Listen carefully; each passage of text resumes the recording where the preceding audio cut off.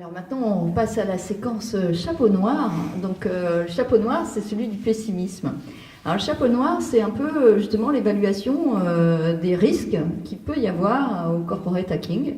Quels sont les risques que vous pouvez avoir identifiés, avoir vécus, quels ont pu être les freins, les entraves, voilà, tout ce qui peut mettre des bâtons dans les roues à un bon fonctionnement d'innovation et de corporate hacking. Voilà. En fait, j'en reviens à mon discours tout à l'heure par rapport à l'adhésion du management et de la direction sur cette idée d'innover. Pour ma part, je suis un peu entre deux niveaux. C'est que je manage une filiale et on est nous-mêmes managés par une direction à Paris.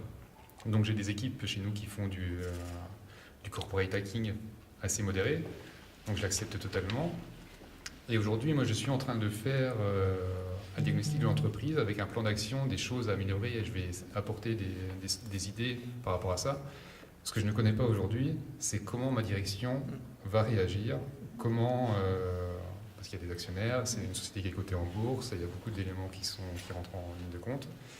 Comment ça va être accepté aussi par la direction. Donc je pense qu'il y a une période d'éducation qui est nécessaire pour passer ce niveau de défiance, on en a déjà parlé. C'est très nouveau, hein, on en parlait tout à l'heure, le corporate hacking, c'est une notion... je sais pareil, la définition, je l'ai découverte il y a quelques semaines. C'est depuis 2016 ou 2015, c'est très récent. Donc voilà, c'était pas encore dans les mœurs, c'est pas encore dans les habitudes. Et voilà, un des risques, c'est que la direction n'adhère pas à cette vision.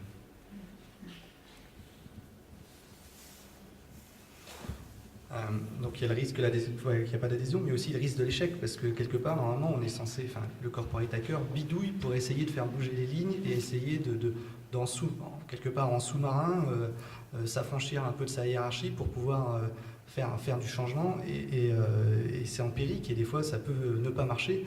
Et le but du jeu aussi, c'est de savoir rebondir et se dire, voilà, ce que j'ai voulu faire, ça n'a pas marché, mais...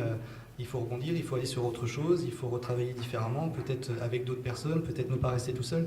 Et voilà, il y a aussi l'échec et savoir se relever après l'échec et ne pas baisser les bras. Quand on parlait d'opiniâtreté tout à l'heure, quand on se présentait, c'est ça, c'est aussi, voilà, il faut pouvoir poursuivre dans la démarche, et c'est pas parce que ça n'a pas marché que la démarche est mauvaise, quoi.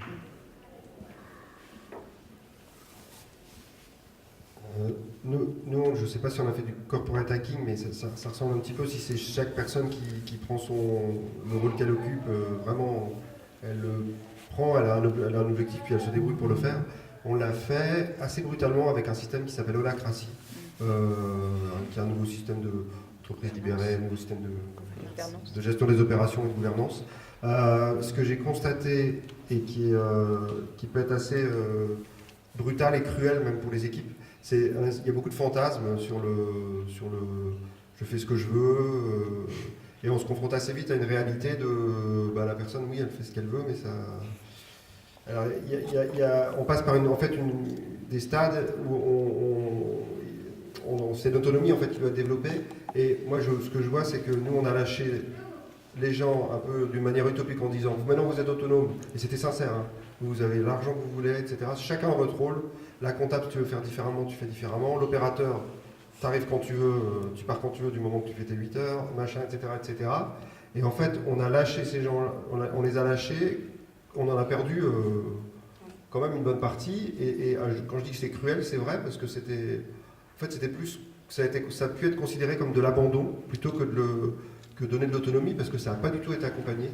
Voilà. Ceux qui avaient envie d'y aller, eux aussi, dans les stades de l'autonomie, à un moment on passe par un stade sale gosse, quoi, enfin l'adolescence, et c'est vrai même pour les adultes, hein, donc, et ce stade, tout le monde y passe, et ce stade, s'il n'est pas géré, pour les autres c'est insupportable.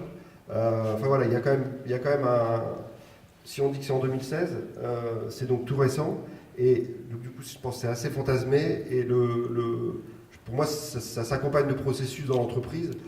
C'est un peu peut-être paradoxal, mais je pense qu'il doit y avoir des processus pour que on puisse hacker hacker son entreprise, en tout cas pour que ça dure, parce que sinon, je pense que c'est le gros bazar.